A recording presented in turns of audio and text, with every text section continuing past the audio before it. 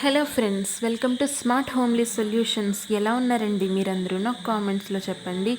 ఈరోజు మనం ఒక చాలా చాలా చాలా ఇంపార్టెంట్ అండ్ చాలా సింపుల్, చాలా టేస్టీగా ఉంటుంది, చాలా హ్యాపీగా ఫాలో అవ్వచ్చు అనమాట. ఇంత మంచి రెసిపీ నేను చెప్పబోతున్నాను. వీడియో ఎండ్ వరకు తప్పకుండా చూడండి. ఇది చాలా చాలా ఇంపార్టెంట్ అండి.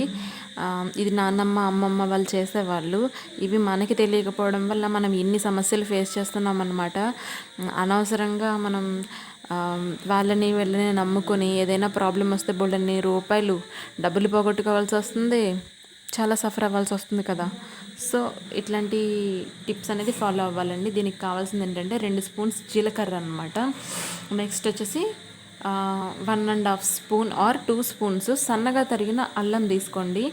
నెక్స్ట్ వచ్చేసి సముద్రపు ఉప్పు అనమాట, కల్లుప్పు అంటారు కదా అది. ఇది లేకపోతే మీరు నార్మల్ సాల్ట్ తీసుకోండి, అంతేకాని ప్యాకెట్స్లో వచ్చేది కల్లుప్పు కాదండి. ఇది స్వచ్ఛంగా సముద్రపు ఉప్పు మడుల్లోంచి తీసుకొచ్చిన ఉప్పు అనమాట. ఇది మా విలేజ్లో ఇదే వాడతాము. నెక్స్ట్ వచ్చేసి నిమ్మరసం అనమాట. ఈ 3 పదార్థాలని నిమ్మరసం వేసి ఊరబెట్టాలండి. నిమ్మరసం ఈ 4 కలిపి ఊరబెట్టాలన్నమాట. 2 డేస్ ఊరబెడితే అద్భుతంగా దాని స్మెల్ మీరు ఓపెన్ చేస్తారంటే, అది ఊరిన తర్వాత ఓపెన్ చేస్తే దాని స్మెల్ సూపర్గా ఉంటుందండి. పిల్లలు పెద్దవాళ్ళు అందరూ ఇష్టంగా తినేస్తారు. దీని ఉపయోగాలు ఏంటి అంటే, పిల్లలకి దగ్గు వస్తుంది కదండి, దగ్గు రాదు. ఇక జలుబుకి దగ్గుకి ప్రివెంటివ్ మెడిసిన్గా యూజ్ అవుతుంది. ఇంకా పిల్లలు ఆకలి లేదంటారు కదా, ఆకలి లేదు అంటారు కదా, అలా అనరనమాట. ఆకలి బాగా పుడుతుంది దీనివల్ల. ఇంకా తిన్న తర్వాత అన్నం అరగడం లేదు అంటారు పెద్దవాళ్ళు. సో ఆ ప్రాబ్లం ఉండదన్నమాట. ఇంకా ఏంటంటే గ్యాస్ట్రిక్ ప్రాబ్లమ్స్, అన్నం అరగట్లేదు, ఆకలి లేదు, ఇవన్నీ కూడా గ్యాస్ట్రిక్ రిలేటెడ్ ఇష్యూసే కదండి. సో ఇట్లాంటి ఏ ప్రాబ్లమ్స్ లేకుండా చేస్తుందన్నమాట. మనకి గొంతు దగ్గర చాలామందికి వెదర్ అనేది ఈ విధంగా వచ్చినప్పుడు గొంతు గరగర లాగా, ఇంకా ఏంటంటే మనకి అక్కడ పైత్యం చేసేస్తుందండి. దానివల్లే దగ్గు వస్తుంది అనమాట. తెమడ అంటారు, లేదంటే కఫం అంటారు. అది రాకుండా ప్రివెంట్ చేస్తుంది అనమాట. మెయిన్ దానికి చాలా బాగా వర్క్ చేస్తుంది అనమాట. అది ఒకటి క్లియర్ అయితే ఇవన్నీ ప్రాబ్లమ్స్ క్లియర్ అయిపోతాయి అనమాట. దానికోసం ట్యాబ్లెట్స్ వాడడం అట్లాంటివి కరెక్ట్ కాదు కదండి. ఇది చాలా సింపుల్ రెమెడీ.